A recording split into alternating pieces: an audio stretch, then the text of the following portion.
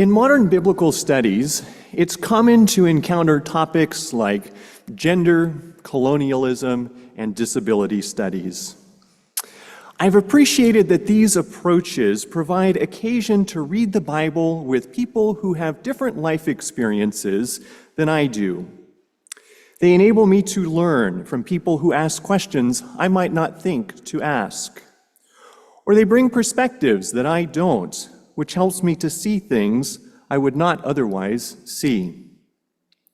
I often find this challenging, as my own perspectives are decentered, which provides occasions for my own transformation and growth as I learn about myself, about others, and the Bible in the process. I think we might see something like this at work in our text from Acts. As a result of the orchestrating of the angel of the Lord, an unnamed Ethiopian eunuch ends up reading a biblical text with Philip. Philip brings a new perspective that ultimately transforms both. The eunuch ends up baptized, and Philip finds himself caught up in a mission broader than he might have initially anticipated. And so it makes me wonder, who do we read the Bible with? And what changes as we broaden the circle of those with whom we read? This morning, I'd like to explore these questions by incorporating two examples of queer biblical scholarship as a reading partner for our text from Acts. For some of us, this will involve lifting up voices from communities with which we identify. For others, this may involve hearing from individuals with different life experiences. I hope that for all of us, it provides occasion to reflect on who we read the Bible with.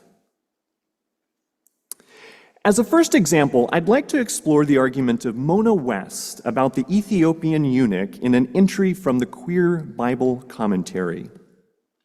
West points out that eunuchs could be considered a type of sexual minority in the cultural context. For instance, the book of Leviticus indicates that men with blemishes would be disqualified from serving in certain priestly roles.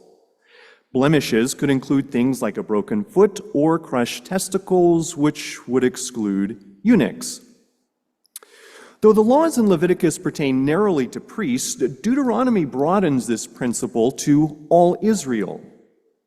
According to Deuteronomy 23, men with mutilated genitalia would be prohibited from being admitted to the assembly of the Lord. In a somewhat different vein, Isaiah looks forward to a time when eunuchs who keep Sabbath and please God will receive a monument and name better than sons and daughters.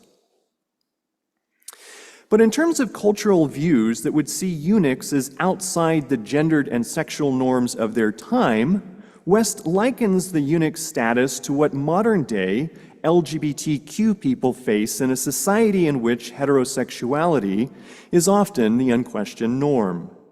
As she puts it, quote, "Queer people of faith would read this story as our own.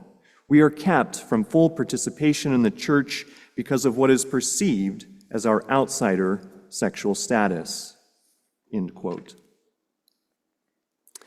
But of course, the story in Acts does not end with the eunuch's exclusion. Quite to the contrary, though the eunuch will ask, "What is to prevent me from being baptized?" we see that nothing this text identifies about this person will prevent their baptism, including their status as a eunuch. The chariot stops, they head down to the water, and the eunuch is baptized. For West, then, the eunuch can become a sort of spiritual ancestor for queer people, while Philip could be a sort of patron saint for queer people of faith. So what might happen as we read Acts 8 with Mona West? Perhaps we could see a sort of spiritual ancestor for queer people, a person who is outside the gender and sexual norms of their time, even in the Bible. More importantly, this person is not spoken against, portrayed negatively, or critiqued in any way. Quite to the contrary, scholars like Brittany Wilson will regularly construe the eunuch as an ideal or model convert in the book of Acts. The eunuch is returning from a trip to Jerusalem, and the explicit purpose of that trip was to worship. That's clearly a good thing. Moreover, the eunuch is even reading Isaiah in a chariot on the way home. The eunuch desires to understand it, asks a good question about the identity of the suffering servant in Isaiah, and it's one that scholars continue to debate. And then, upon seeing the water, the eunuch is eager to get baptized. All very good things. And it's all arranged with the explicit sanction and endorsement of God. An angel of the Lord first directs Philip to the eunuch, and the Spirit in turn commands him to join himself to the eunuch's chariot. The eunuch is a model convert whom God desires.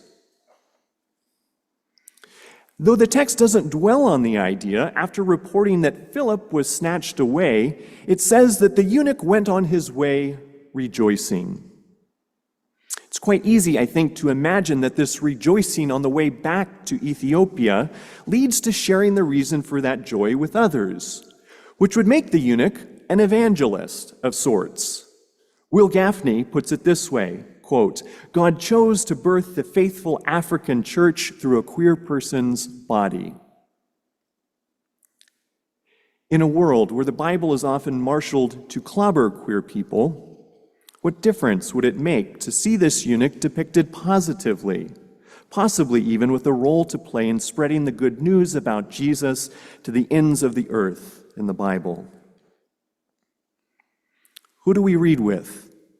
And what happens as our circle grows? I'd like to introduce one other conversation partner for reading our text from Acts, Sean Burke. Unlike West, Burke leans into the socially constructed nature of categories of identity related to the eunuch's gender, ethnicity, and social status. There have been long-standing questions about the eunuch's ethnic or religious background. Some suggest the eunuch should be understood as a Gentile, as a black African. He is, after all, identified as an Ethiopian, in charge of the Queen of Ethiopia's entire treasury. Others suggest, however, that the eunuch is Jewish, among the various Judeans scattered in the ancient world after the Babylonian Empire conquered Jerusalem. Why else might the eunuch have been traveling to Jerusalem to worship and reading Isaiah upon their return? So, is the eunuch Jewish or Gentile? And in terms of gender, Burke would point out that the eunuch is both identified as a man and as a eunuch, a term that would not fit a binary construal of men and women. So, how should we think about the eunuch in terms of a masculine and feminine gender binary? Similarly, a powerful role for eunuchs in the ancient world was as court officials, which was a very powerful position. But being a eunuch was not a voluntary one, as they were typically enslaved. So how should we think about the social status of the eunuch? Are they dominated or powerful? Bringing these ambiguities about the eunuch's identity together, Burke queries, quote, "Is this a eunuch performing a man, or is this a man performing a eunuch? Is it a slave performing a powerful official, or is this a powerful official performing a slave?" End quote.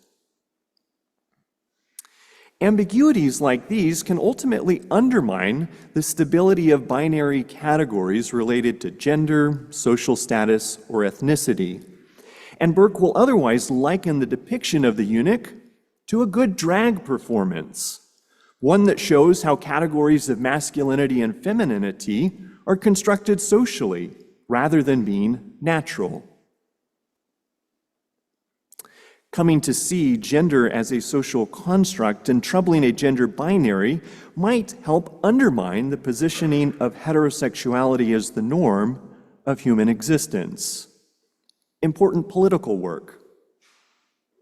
What if we could see gender trouble, even in the Bible, as our circle for reading the Bible grows? By turning to and incorporating these sorts of readings, I don't, of course, mean to suggest that other questions or complications might not emerge. Some might, for instance, wonder whether the story amounts to a sort of tokenistic inclusion, or maybe they would want to explore the story in relation to stereotypes about model minorities. Others might have questions about the differences between eunuchs and the situation of LGBTQ people today. Still others might find categories of identity useful politically. I think reading with others generates more questions, and this is, I think, part of the joy. We end up wrestling with new perspectives, new questions, and hopefully that transforms us into new ways of living faithfully as God's Spirit works among us. Broadening the circle of those with whom we read, like what Philip and the eunuch encountered. May we also find belonging in a community that inquires together about following Jesus and so be transformed in the process. May our circles grow, and may we find God among us in the process. Amen.